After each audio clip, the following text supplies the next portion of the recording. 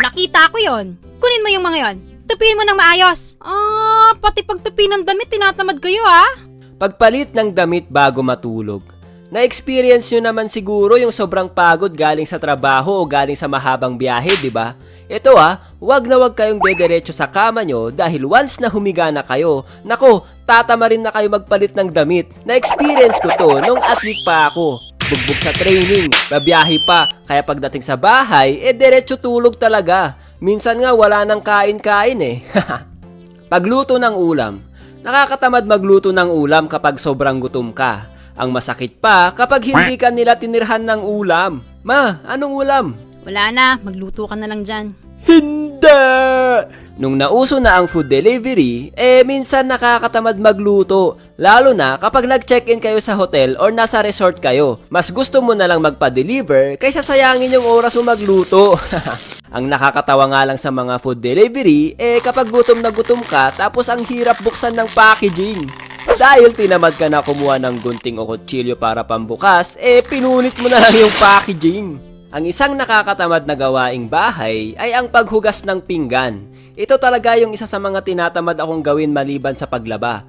Kasi okay lang naman kung sarili kong pinagkainan lang ang huhugasan ko. Pero may mga kasama ka sa bahay na iiwan talaga yung pinagkainan. Nakakainis na nakakatamad, di ba? Pero guys, kapag ikaw yung tambay na palamunin sa bahay nyo, wala tayong karapatan para tamarin maghugas ng pinggan. Dahil yan na lang ang tanging maiaambag natin.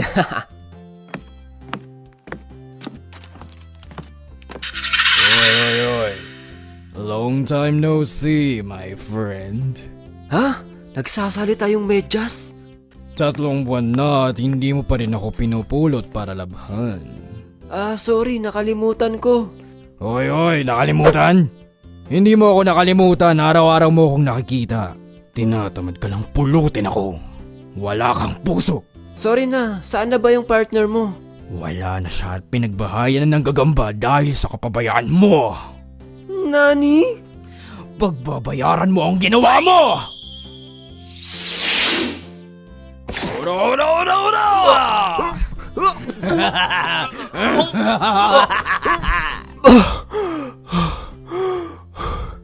Panaginip lang pala yun. Kala ko totoo. Jen, bumili ka nga ng suka sa tindahan. Uy, bumili ka daw ng suka, sabi ni mama. Ha? Bakit daw ako? Kita mong nanonood ako dito Baka ikaw yung inuutusan. Sa akin mo na naman pinapasa. Ikaw nga daw. Kapag yan, di totoo Sige na, dalian mo, baka magalit si mama. Ma, ito na yung suka. Oh, bakit ikaw ang bumili? Si kuya yung pinapabili ko Sabi ko na nga ba, ikaw yung pinapabili. It's a prank! Jen, pakitapon nga tong basura. Schedule natin ngayon.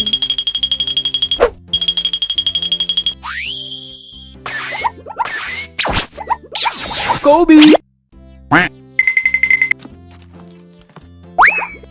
Saan na ba yung remote ng TV? Andyan ka pala Alright, nood muna ako ng Gen Animation.